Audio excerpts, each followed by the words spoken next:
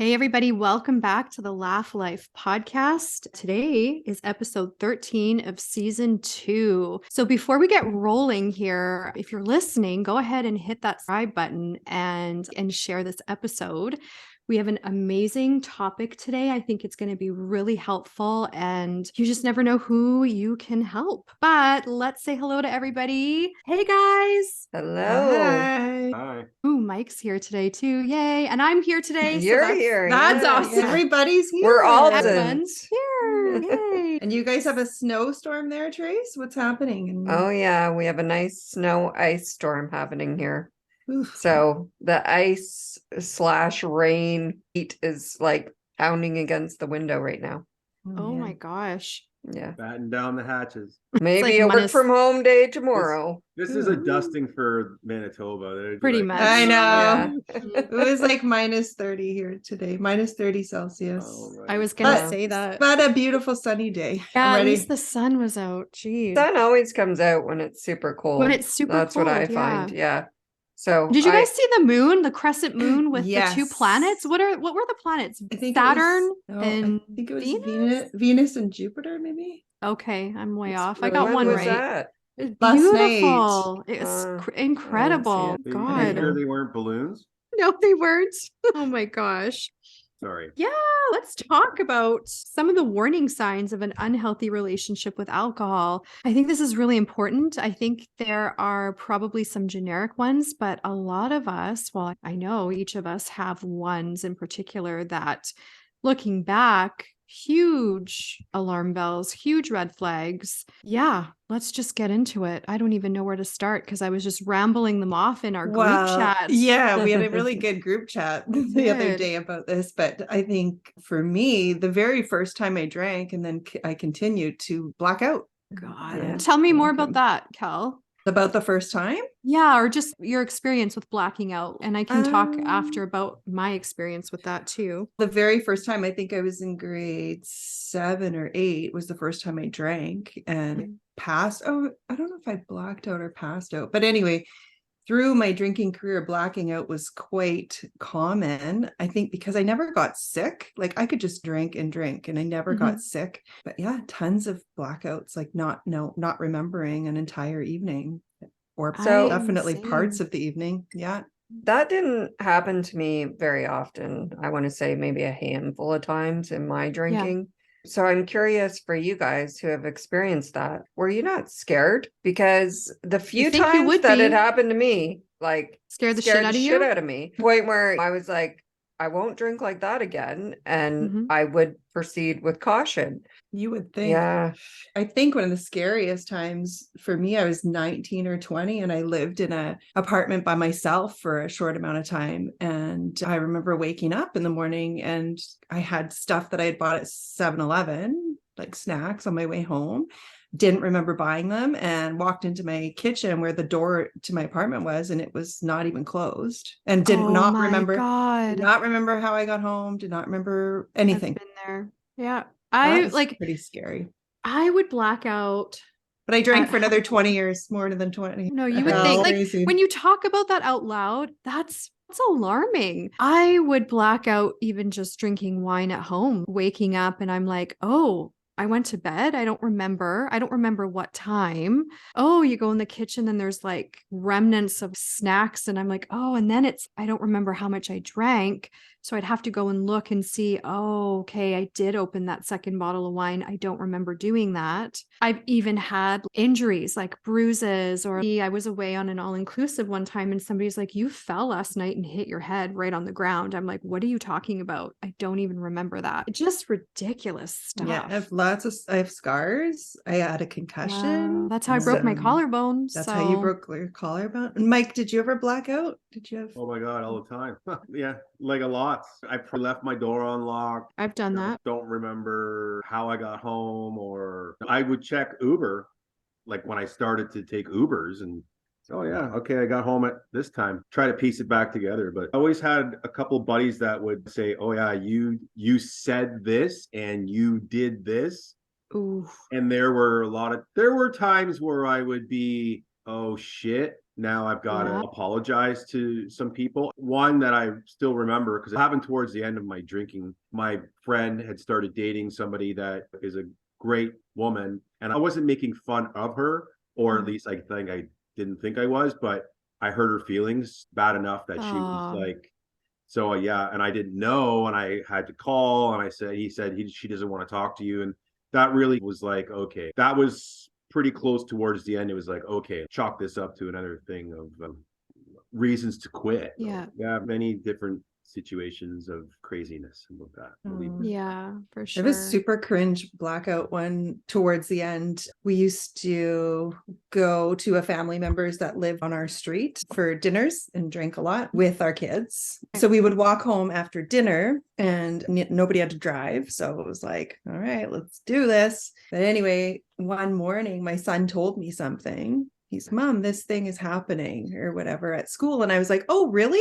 Like it was brand new information to me. He goes, I told you that last night when we were walking home. I was like, oh, shit. Oh, shoot. Yeah, that was towards the end. And that I felt Yeah. really, oh, great. So now you black out when your kids are around? Like, holy shit. And that sense of anxiety when somebody would tell me the next day, hey, listen, you said and did this. I can already just feel the anxiety, the heart racing, the face turning red. I remember what that feels like to hear back what you said or did, or how much you drank, or just how sloppy you got. Oh my Shameful. God. I felt It's so much so shame around it. shameful. Speaking of injuries, one of the times that I did black out or didn't remember part of the evening was one time I did injure myself too. And it's funny because after we started the podcast and I was saying that my partner never really said anything to me about my drinking or anything like that, the one thing that he brought up was this particular evening. He said, the only time I really was worried about you was this night. And I had come home and I don't even know what happened. Okay. I think I fell up the stairs because I have concrete steps to my place and it was a wintry night. So like slippy and just Yeah. bad weather out. I think I fell up the stairs. I don't know, but I came to bed bleeding. I have a serious scar on my knee. Oh Like my God. I had ripped jeans on. Okay. Yeah. And I ripped them further. And when I woke up in the morning, my jeans were scrunched up on the floor with blood all over them. I didn't even know I Yikes. cut myself. Wow. Till man. I woke up in the morning and looked down. There's blood in my bed. Oh, My knees like shoot. gouged straight open. And then there's blood all over Yeah. my jeans. That was not my finest moment. But Yes, we I was can agree stretched. that injuries like unexplained bruises, cuts, scrapes, broken bones, that's maybe possibly a warning sign that your relationship is unhealthy with alcohol. I'd say so. If Yeah. you're doing that on any kind of regular basis, Yeah. for sure. And we Yeah. continue to drink after, right? Isn't that the Yeah. craziest part? Yeah. What about missing work or school or family events? Has that happened to anybody? That's, I think, a warning sign. Yeah, I towards the end, I worked tons hungover, like tons. I worked, Oh, but being yes. self-employed, it's kind of okay. Drag my ass around my house. But I used to do a lot of trade shows, and I remember not being able to do a trade show, not get up on a Saturday or a Sunday morning and just not showing up, which is not like me That at is so not all. like you at all. No, Yeah. that was towards the end. I've almost missed flights more than once because I couldn't Ooh. get my ass out of bed. I've talked about that on the podcast before, missing entire days of vacation because I was So like, just hungover that you're missing in a the beautiful hotel city. room. Yeah. Yeah. And I just, my ex would go, I'm like, can you just get me a banana from the buffet? Yeah. I need something. Like, how sad. Oh, I hate talking about this subject. Okay. I know. Next. Mike, what Yeah. about you? Have you missed anything important? Well, Work, school, family stuff? I wouldn't miss work. Yeah. I would go, but the things that I would do to offset the hangovers, it was I'm hitting McDonald's because I need to eat, but that's not good. It's just not good for you. No. It was always McDonald's, and I drink a bloody fountain Coke for whatever reason. A fountain Coke was like, oh, okay, I don't know, The some of the fizz, sugar. the Yeah, sugar. Yeah. and then I'd smoke a joint because it made me feel like I wouldn't puke. Mhm. I mean, I probably threw up maybe half a dozen times from drinking, but that whole like feeling, the weed would combat that, and I'd feel better, a lot better. But it's still not a healthy way to go about living your life. And this is a knock against weed. or someone that still wants to drink or anything like that. It's just my experience and our experiences with it. I think marijuana has its purposes in certain areas and medical and whatnot, but not when you're using it as a crutch to deal with Your hangover. your excessive alcohol consumption. For me, they went hand in hand. It didn't matter. Post drinking, during drinking, it went and it intensified the drunkenness for sure. Wow, yeah. Yeah. And would lead to, smashed bones and lots of physical damage and ripped jeans like Tracy. Yeah. How does that happen? And you think, holy cow, what else happened? Where's the video? Or maybe not the videos. I just wanted to say, as a woman, think of all the scary situations you might have put yourself in, because you're just making yourself really vulnerable when you're in that state. Like you said, Kel, leaving your door open. Like God knows what could have happened. I can't believe that I'm alive, even.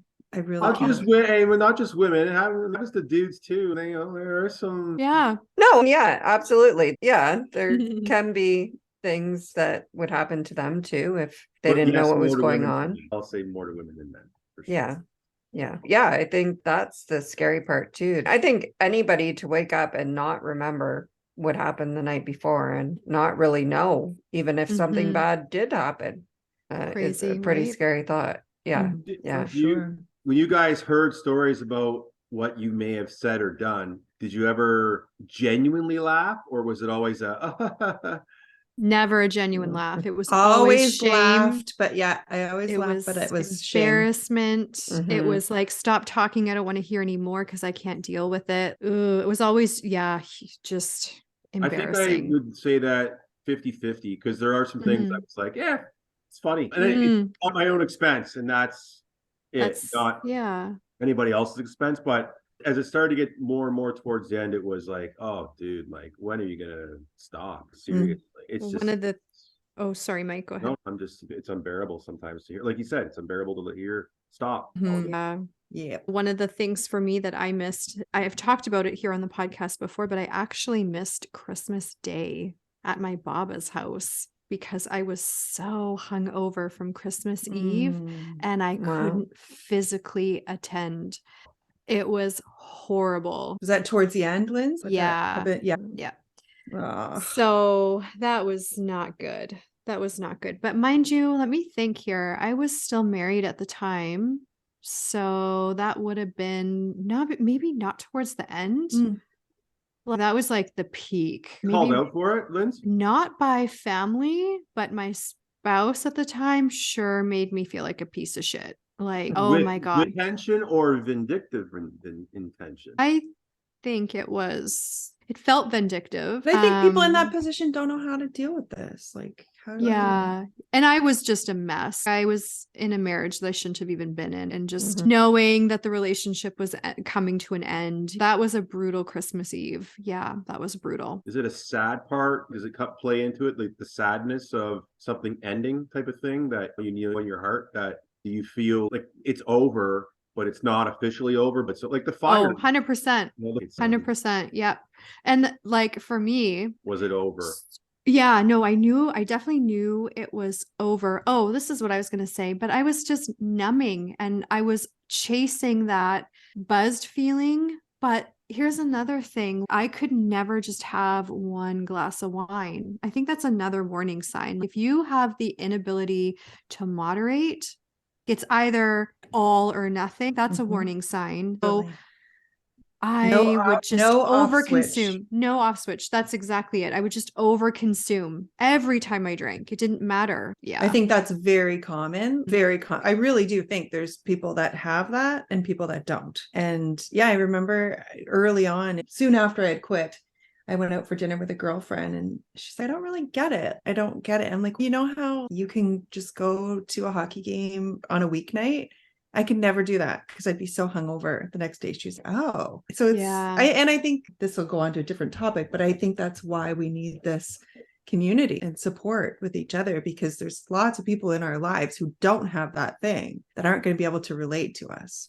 That's another warning sign too. Hiding how much you drink from friends and family and coworkers, or lying about how much you drink. even to anybody, if a doctor in a physical appointment asks you how many drinks do you have a week and you lie, warning sign, right? If you are lying about who you're hanging out with because people know, oh, okay, that person's a big drinker, or I don't know. Kelly, didn't you say one time about taking the bottles out to the recycling bin? Yeah. There's 2 instances I remember lying or being dishonest about. And one was my ex did not care how much I drank. Like he never, maybe he did, but he never said anything to me about my drinking, and would work night shifts and I would drink a bottle of wine at least. But I remember specifically one night I drank a second bottle and didn't want him to know. So I took it outside, and I don't know why I didn't want him to know. He didn't care. Or didn't seem to care. I started lying about that. And then another one, I was at a conference and I missed the morning part. So I got up and went to the breakfast at this work conference at a conference center hotel, and had to go back to my room to lie down because I was so hungover. This is a professional work event. Okay. And so I was lying and saying, oh, because I have lots of food sensitivities and stuff. And I remember lying and saying, oh, you know what? I think there's something in the eggs. Oh, interesting. But I was just fucking hungover. Yeah. So yeah, I was starting to lie. Oh, warning Cringe. sign. I just feel like I'm a big cringe right now. No. Warning sign for sure. Yes. Oh. What about you guys? Like Trace, Mike? Twofold to those 2 things, not only being able to have one drink, stopping at one, but for me, it was when it became a daily habit, and not only lying about drinking, but making excuses. So I think those are directly interconnected to the 2 guys just touched on. For me, for sure. And then surrounding yourself with people that would enable that behavior as well, like the excuses, the being with girlfriends and them being like, oh yeah, I am always having wine after work and it's fine, everybody does it, and that kind of behavior. Everybody does it. Everybody's Like, doing it. I know I mentioned on one episode how there was a point where if I didn't have wine at the house, I would be like anxious. I need to have my wine. Like it needs to be there when I get home, right? That's got to be a big red flag, big warning. The other thing is that on the weekends, starting to drink earlier or day drinking, I think that can wait for people as well. Sunday Caesars. Yeah, there you go. Exactly. Or having any excuse to drink. Me and my girlfriends, we would go to things with our kids and have travelers. Everywhere you went, it was like there had to be alcohol involved, or you'd make an excuse or reason for it. So I think those are all big red flags, warning signs. You're going to watch fireworks with your kids. Do you need to bring wine? It's a baby shower. Do you really need to drink wine here? Yeah. My answer would be, yeah, duh. It's a funeral. I'm drinking. Yeah. I think that's a warning sign. Any social event, when you're attending any social event and it's always has to have alcohol involved, that's a kind of an alarm bell. Have I told the story about that party that I went to? I know I've told you this, Lindsay. I went to a home party. It was like an adult toy party. Oh, yes. Tell this story. Yes. Sorry, those. Could you shut up, Mike? I know I already saw your face when I said that. I'm like, I don't even want to tell. Stop laughing, Mike. God. I just love how you just pussyfoot around the topic. I don't know if I can tell the story without saying what kind of party it was, because I could have, but I feel like it does make it more. Anyway, whatever. Okay. So sorry. It makes it more acceptable. The story's gonna. I don't know. I'm sorry about that. Makes it easier. I'm sorry about this part, Tracy, for editing. I feel like we need to leave this in. This is hilarious. So this is part of the actual reaction. We're all adults here. What's the problem with an adult? It's just Mike's party? face. Like, as soon as I said it, the judgment. It's not judgment. He's like, here we go. I got Kelly. Here we go. Dildo party. Yeah. That's his goal for every episode. I just love rallying you up. It's super fun. All right, and action, Kelly. Do you want to hear my story? Yes. Okay. You do. Okay. The people want to hear it. The people. It's for the people. Do. It's for the people. Okay. So I got invited to this party, and the friend that invited me is not a big drinker, but in my frame of mind and my lifestyle, you go to a party like that and there's going to be alcohol. Okay. Absolutely. So I went with a friend and we get there and there's no alcohol. I'm like, this is stupid. And I immediately wanted to leave. And it was the type of event where you sit down and the person does like a presentation. So you have to sit and listen. And the whole time I was pissed off. I was so that I didn't like, have a drink. Fuck this. I'm out of here. I know. That's how I felt. So I didn't buy anything. Sorry, Mike. But Why I are you did not. afraid of me? As soon as she. Way to I- stick it to the host. Don't Yeah. buy anything. Yeah. But yeah, as soon as she was done talking, I'm like, I gotta go. And we went somewhere for appetizers and drinks because that was my night out. I'm like, I'm going out and I You gotta drink. show those sex toy party people. But just my Yeah. attitude. Like, what was my problem? I Oh, can't believe I had such that's an attitude about it. It's a warning sign too. I think even just I'd being say that was totally irritable and irrational. angry. Yeah. This girl I had don't this beautiful party and she had made food and invited all of these people, like, to put a lot of work into this. And Yeah. I show up with this attitude, like, how rude. But Yeah. that's a You've been to a perfect party- example, Kel, of not wanting Really? to do Over? something You get- social without alcohol. Exactly. I serious- couldn't do anything social without alcohol. Yes, Serious yes, question. Mike, Cat- you can ask all Mike your needs to questions know. now. He needs Mike. to I know. don't know, because I've heard of this before that they have these parties. Yes. And you're right, most of the time alcohol's involved. But have you been to a party in a sober state since? That kind of party. I haven't been to one of those sober. Cal, have you? No. I just don't think people have those types of parties very often anymore. Yes, they do. I think that's why. Do not they? not because of COVID, but yeah, there's still happening. That stuff's still happening. I haven't been invited to one in Aw, years. That's why. Trace, So that's the so last time fun. I was invited to one, I was drinking, but that doesn't mean I wouldn't go to one sober. I Yeah, think I would go to have a one virtual sober one and now. invite all the listeners that want to have a sober party. There you go. I feel like I would do pretty much anything sober. I Mhm. think there's not much I wouldn't do. A crowded dance floor, shoulder to shoulder, I'm out. But otherwise, I feel like I would. What about withdrawal symptoms? Has anybody here experienced that, like during a hangover, or what was your experience? Hair of the dog, isn't that another warning sign? Ooh, That's what I was yeah. just If you've gonna got to say. wake up and drink, that's ooh. Yeah, I didn't have a wake up and drink other than being on vacation, maybe sometimes at the cottage, but for sure, I felt like a lot of days I was just getting by to a time that I felt was appropriate to drink again and knew that was the only thing that would help me feel better. And that Mhm. time got earlier and earlier. Oh, And I that- remember feeling annoyed if it couldn't be 5 o'clock because my kids had a practice or a game or something. ooh. And I had to wait until 8 or 9 to have my wine. Yeah.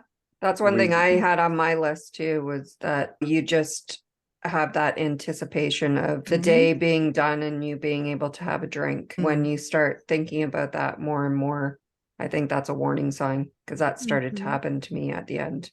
Whereas Yeah. I'd be thinking about or more focused on, okay, the day's going to be over soon and I can have a glass of wine. It really becomes, that's part of addiction. It really becomes an obsession. Do you think it Yes. affected your attitude towards people? This is a general statement, not to anybody in particular. Irritable, I guess, is really what I mean. I know that I'd get irritable if I knew at 5 o'clock I'm out of here and I'm going right to a bar with people, and it's, oh God, don't bring me something at 4:30 to deal with, because I'm not dealing with it. It'll wait till tomorrow, and just get out of here, and just that kind of thing. What about you guys? Irritability? Anxiety for me. Anxiety. Like the next day, anxiety. There was one time I thought I was going to have to go to a hospital because I thought I was having a heart attack. That's withdrawal. That is your brain chemistry so screwed up, trying to regulate your body, trying to process out all the alcohol. Oh, it's just a chemical shitstorm. Like it was horrible. And I would still, even feeling so shitty like that. And I never drank during the week. So by Wednesday, I'd be like, okay, I'm feeling all right. Come Friday, I'd be like the same attitude. I am out of here and I am going to the liquor store and I'm getting my wine. Despite feeling physical symptoms like that, I would still drink. But I didn't yeah. know that it was making my anxiety disorder Worse? 100 million times worse. I actually Me I had don't either. no think I idea. put that together either. I didn't Yeah. until I want to say after I quit, but it might have been Mhm. towards the end, like just trying to figure it out. But I knew Yeah. thanks Yeah. to Mike. Mike was the one that had that whole anxiety conversation with me when he started trying to stop drinking. He was the one that brought it up to me. And then it's like, as soon as I recognized it in myself, where it was happening pretty much daily, I was like, geez, this is what Mike's talking about. I had experienced a lot of anxiety when I was younger in my 20s, and then I didn't have it for years. And then when my drinking increased, it came back with a vengeance. And then it was like daily. And then those were the only two things that kind of coincided, that it made sense that with the increase of or frequency of my drinking, so was the increase of the anxiety. And I don't think people really, I didn't like even small amounts. There are a lot of people out there that are struggling with either diagnosed or self-diagnosed anxiety And depression. And not putting the two together or not wanting to. It's like it's so connected.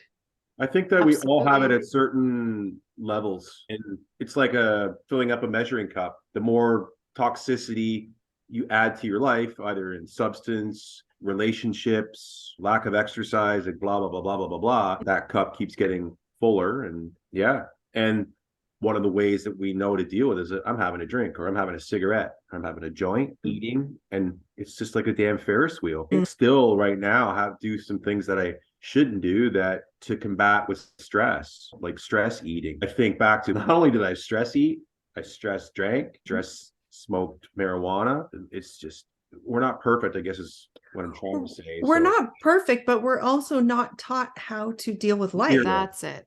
Which is the root of why the podcast exists, right? It starts there, right? These are the factors that we've come up with over the course of however many episodes now, and hopefully people hear what everybody's saying and it resonates. For sure. Yeah. And it's not about creating a life without stress, because I think that's impossible living in this society, almost impossible. It's about finding replacements for those things, and healthy replacements, right? It's such a numbed out culture that we live in. If it's not alcohol, it's Netflix or sex or shopping or gambling or everybody's social media, scrolling, the scroll hole. The scroll hole.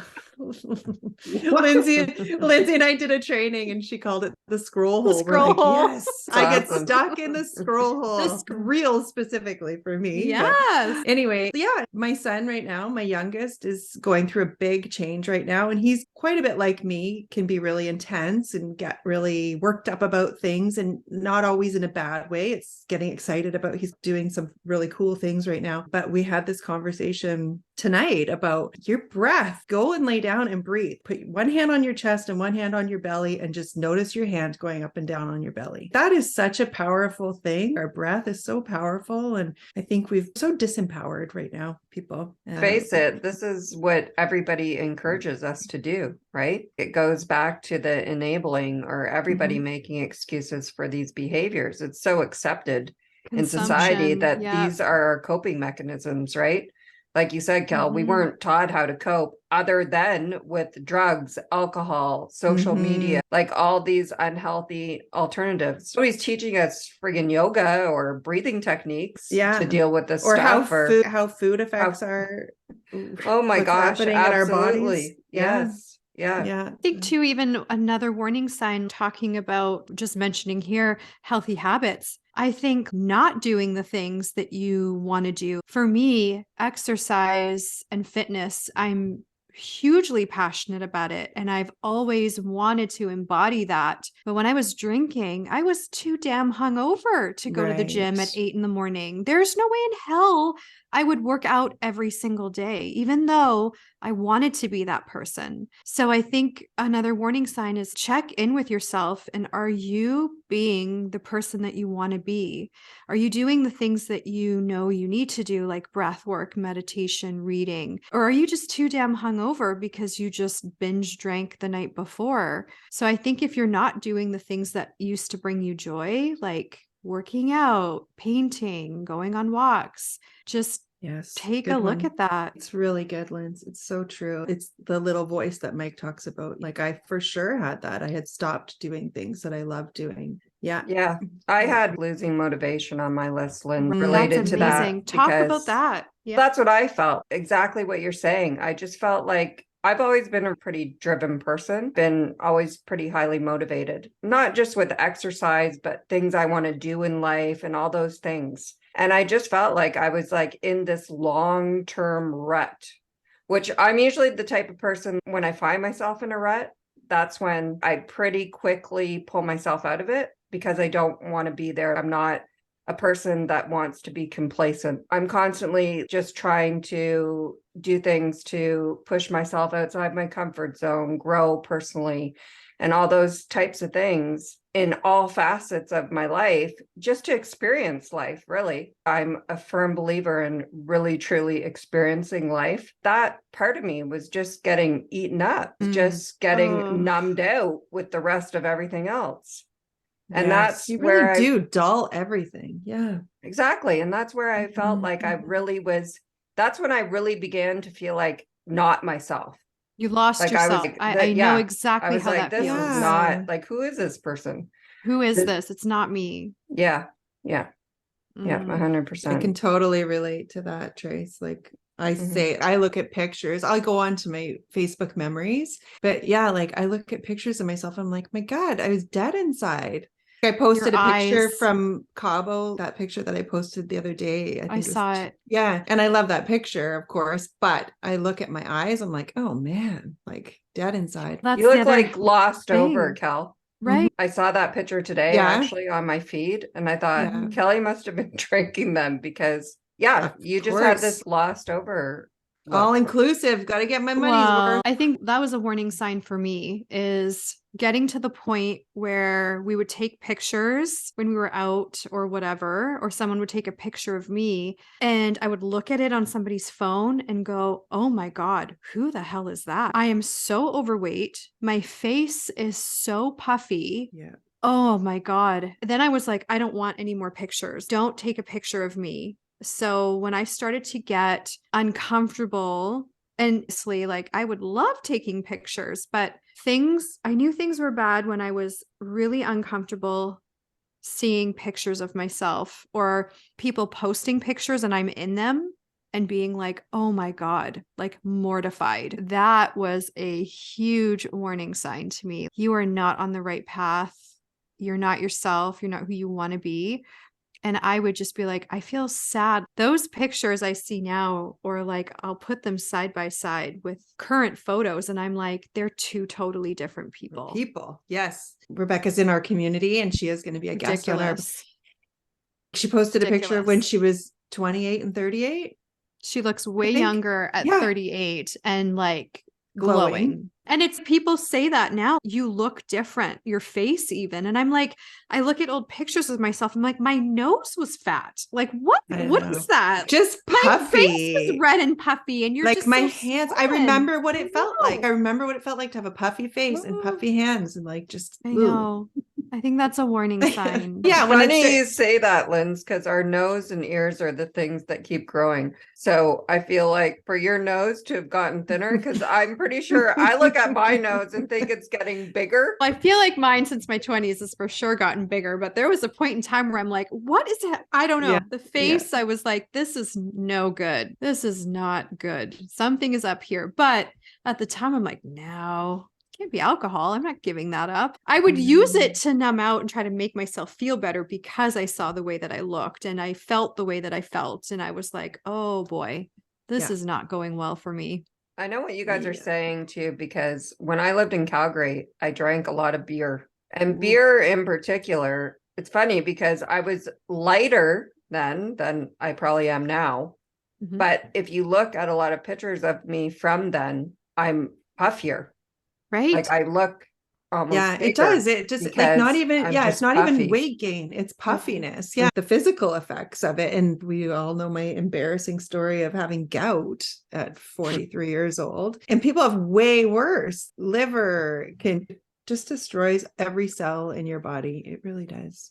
Don't you feel like, at least I know we talked about this privately, but I feel like you can almost pinpoint it on other people. When I see other people and I'm like, oh, I recognize the puffiness, it crosses my mind that person potentially is consuming too much alcohol. Like I feel like I can pick it out. I can sense because it too. I used to be that person. Yes, exactly. You know? And I've been in hot yoga and I've smelled people's alcohol coming out from the night before. And it just makes my heart be like, oh, I just want to talk to them. Yeah, makes me sad. Going back to the coping mechanism, the other thing I had here is when you use alcohol as something for everything, you use it as your stress relief, you use it as Celebrate. your way to, reward yourself or celebrate, or it's That's a basically, good one, Tracy. That's a really good one. you just use it for everything to deal with, oh, this is happening. Oh, I got to have a drink. Breakup, new relationship, Taking the somebody kids passed trick or away. treating. Trick or treat. That's an alcohol situation for sure.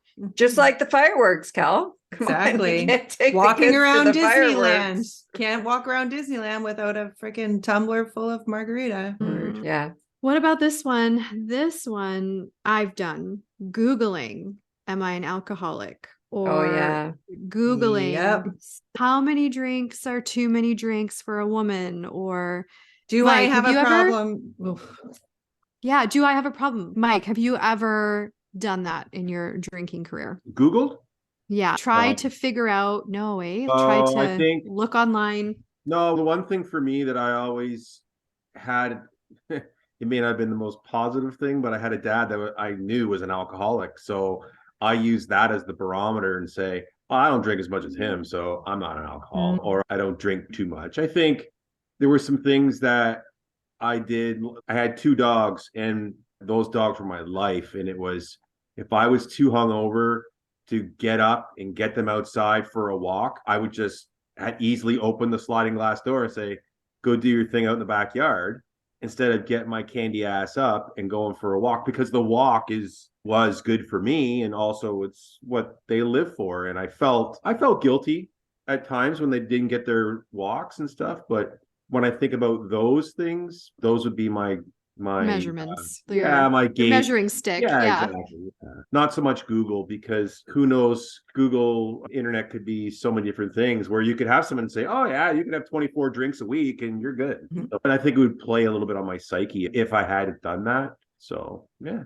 Callie, what about you? Ever Googled? Oh, I for sure Googled. Yes. Mhm. Do I have a problem? Am I an alcoholic? I'm sure I did that. Yeah. I think another thing for me anyways was I can't talk to someone else about their drinking because I'm drinking. Oh. Like I can't say something to someone about their drinking because yeah. I'm drinking too, and I'm engaging Right. in it. I think that's Interesting. like a red flag too. That's interesting, because I had a situation where I said something to somebody's brother and said, and I was still drinking. I said, I think your brother has a problem, and you may not be aware of it, but you might want to have a conversation with him. And who am I to say this? But it just popped up in my head as you said that, Trace. Did do that once. Wow. Deflecting from your own Deflecting. from your own possibilities. What do you see? You see yourself in others, right? Oh. The whole thing of people, when you hate something about somebody, potentially you hate that about yourself. At least that's what I've heard before. It's very And true. I think there's a lot of truth to that personally. So Yes. maybe that was a situation where it was, because everybody's seen a drunk person. They say the same things. You did something, they did it 5 times better, or all those types of things. And it's, wow, you're so full of shit in yourself. It's not even funny, but you turn a blind eye to it and get me out of there. I think that for people that have alcoholics in their family, like a lot of us, for me, it was part of when the light bulb went off that I started to see myself going down a road that I'd seen already a pattern in my family. Thankfully for me, I could recognize that and think to myself, I don't want to be that. I don't want to be that person. And then that was a red flag to me. I really need to consider what I'm doing here, and that I have the potential to obviously be an alcoholic or have a drinking problem because it runs rampant in my family. I think that awareness. Yeah. Yeah.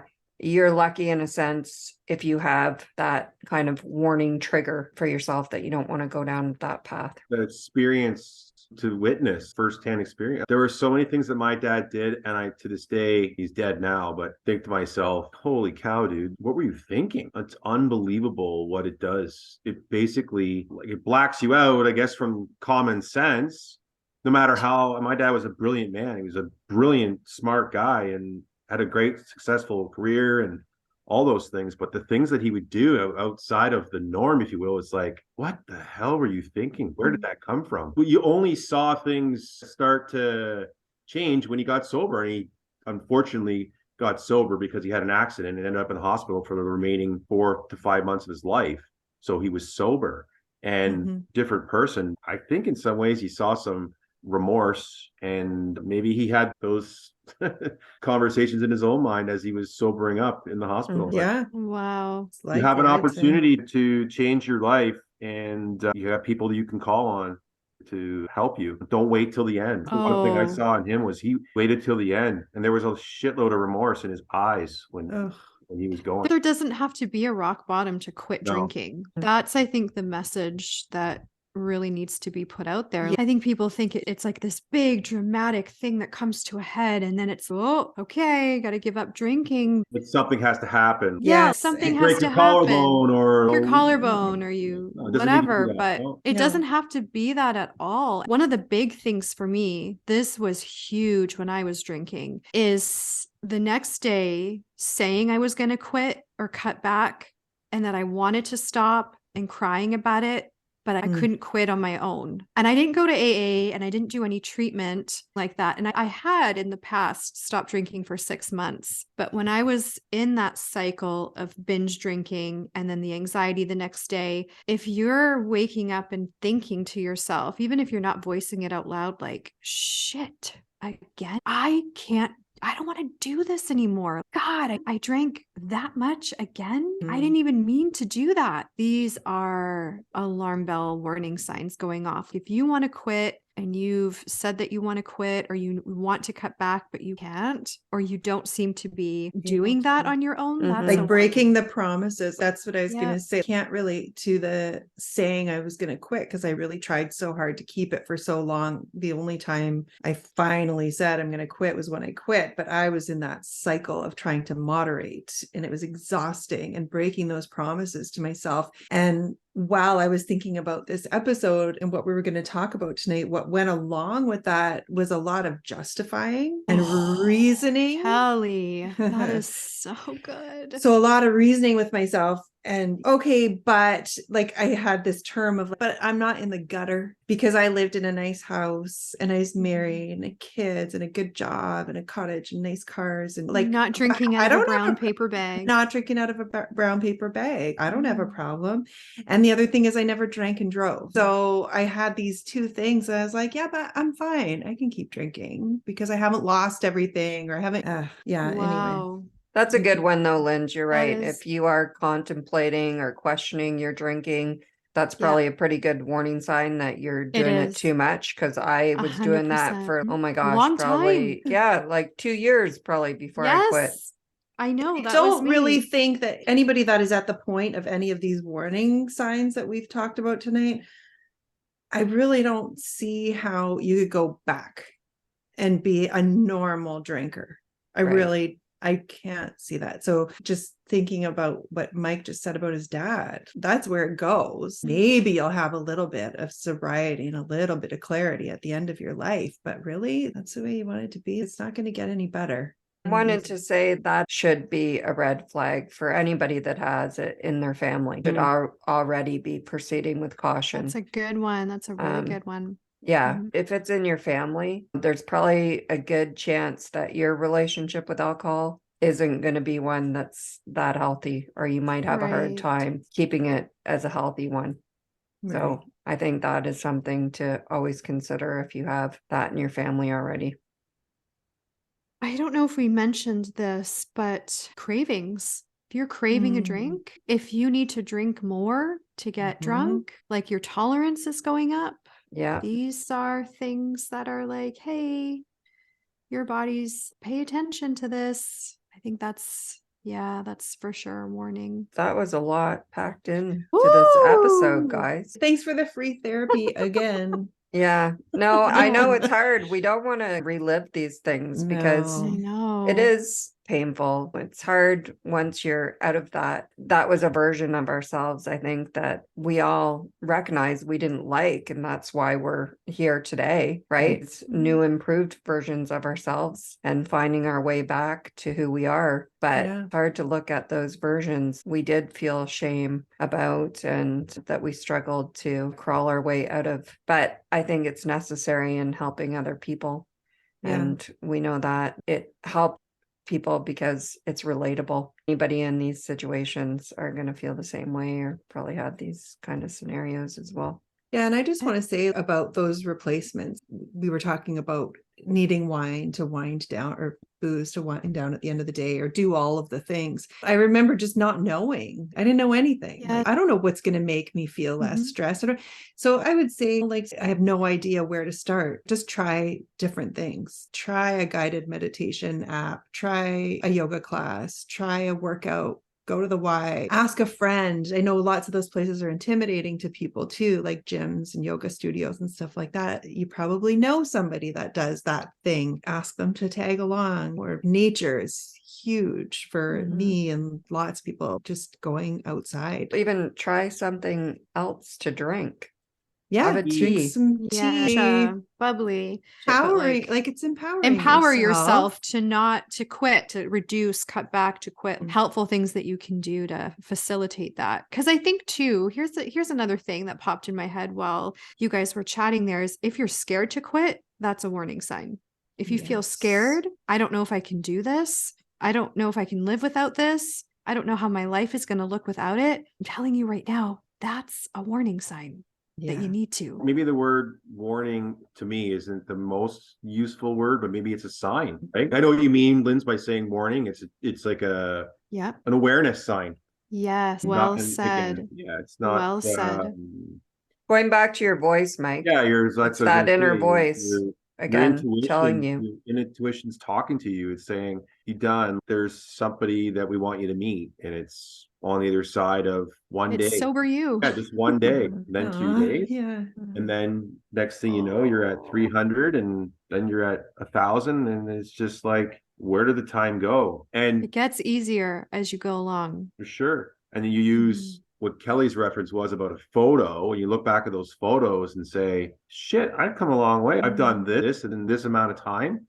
I don't know that I would have been able to do all that if I was in my prior condition, because I would have procrastinated, or I would have been hungover and start tomorrow with a project, or maybe I put off so many different things because of my lifestyle was more important than getting these things done, which truly is shitty because you're not living your best. One of my favorite quotes, a journey of 1,000 miles starts with one single step. Yep. It's a long walk. Yeah, it is. It's not really about the end goal either. It's about who you become while you're going after that goal. It's the process. It's the process. 100%. Your goal should be get through one day. That's it. Yeah. Get through the day, right?